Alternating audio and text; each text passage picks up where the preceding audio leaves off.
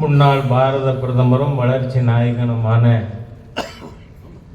திரு அடல் பிஹாரி வாஜ்பாய் அவர்களின் 100வது ஆண்டு விழாவினை செல்வ மகள் சேமிப்பு திட்டத்தின் மூலமாக துவங்கி வைத்திருக்கின்ற நம்முடைய மாநில தலைவர் திரு அண்ணாமலை அவர்களே,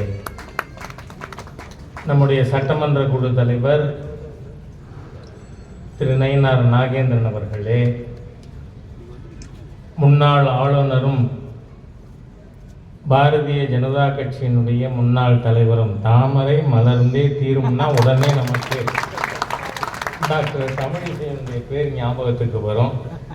டாக்டர் தமிழிசை அவர்களே, எனக்கு முன்பாக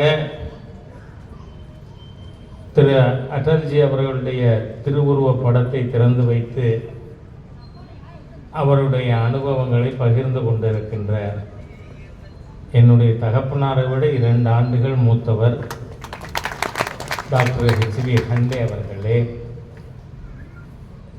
மாநில துணைத் தலைவர் டாக்டர் ஸ்ரீதர் அவர்களே, கரு நாகராஜன் அவர்களே, பொதுச் செயலாளர் AP முருகானந்தம் அவர்களே, மாவட்ட தலைவர் சாய் சத்யன் அவர்களே மற்றும் மேடையில் இருக்கின்ற பாரதிய ஜனதா கட்சியின் முன்னோடிகளே, என்னுடைய ஊனோடும் உயிரோடும் கலந்துவிட்ட எனது அருமை பாரதிய ஜனதா கட்சியின் செயல் வீரர்களே, உங்கள் அனைவருக்கும் என் இனிய காலை வணக்கங்களை தெரிவித்துக் கொள்கிறேன். திரு அடல் பிஹாரி வாஜ்பாய் அவர்கள் ஒரு பெரிய சகாப்தம். நீங்கள் அவர் பிரதமராக ஆனதே பல கோடிக்கணக்கான மக்களின் பிரார்த்தனையின் மூலமாக அவர் இந்த நாட்டினுடைய பிரதமரானார். ஒரு சிறிய சம்பவத்தை நான் உங்களுக்கு நினைவு கூற விரும்புகிறேன். 1968 பண்டிட் தீன்தயாள் உபாத்யாயா அவர்களுடைய மறைவுக்கு பிறகு ஜனசங்கத்தினுடைய தலைவராக திரு வாஜ்பாய் அவர்கள் பொறுப்பேற்றார்கள். அன்னைக்கு ஆனந்த விகடன் பத்திரிகையிலே வந்த தலைப்பு இந்திய அரசியல் வானில் ஒளிமிகு நட்சத்திரம். அதை எழுதி அதன் உள்ளே என்ன எழுதியிருந்தார்கள்? இன்று ஜனசங்கத்தினுடைய தலைவராக பொறுப்பேற்றிருக்கின்ற இந்த இளைஞன் நாளை இந்த நாட்டின் பிரதமர் ஆவார். எப்போ எழுதப்பட்டது? 68. ஆகவே அப்பையிலிருந்து மக்கள் மனதிலே வாஜ்பாய் அவர்கள் இந்த நாட்டிற்கு தலைமையேற்க வேண்டும் என்கின்ற எண்ணமானது மிக ஆழமாக பதியிருந்திருந்தது. நீங்கள் பார்த்தீங்கன்னா வாஜ்பாய் அவர்கள் சூழ்நிலைக்கு ஏற்ற மாதிரியாக தான் இருக்கின்ற இடத்தையே ஒரு மகிழ்ச்சியான சூழ்நிலைக்கு மாற்றிவிடும் பழக்கம் அவருக்கு உண்டு. நீங்கள் 57 ஜனசங்கத்துக்கு 4 பாராளுமன்ற உறுப்பினர்கள். அப்போ உத்தரப்பிரதேசத்தில் பல்ராம்பூரிலிருந்து திரு வாஜ்பாய் அவர்கள் தேர்ந்தெடுக்கப்பட்டு பாராளுமன்றத்திற்கு வந்திருக்காங்க. அப்போ வைஸ் பிரசிடெண்டாக இருந்தது சர்வபள்ளி ராதாகிருஷ்ணன் அவர்கள்.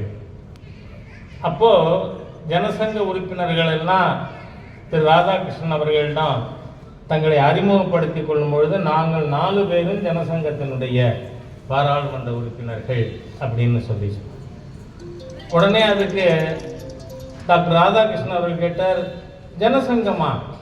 டாக்டர் முகர்ஜி அவர்களின் மறைவுக்கு பிறகு அந்த கட்சி மறைந்து விட்டதோ என்று எண்ணினோம்.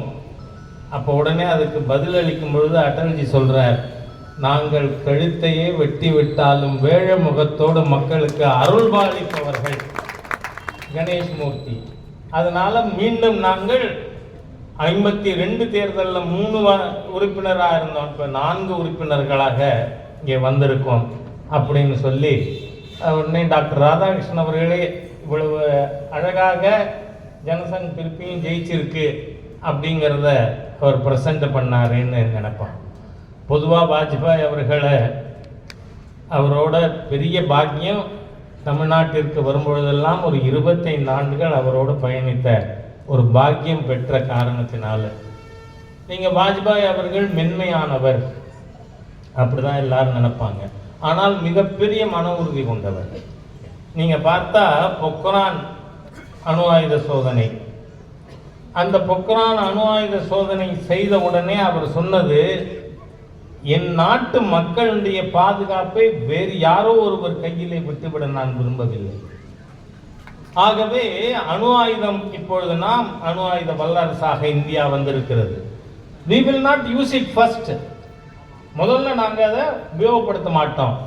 But to act as a deterrent, என் நாட்டு மக்களின் பாதுகாப்பிற்காக இந்த அணு ஆயுத சோதனையை செய்திருக்கிறேன்.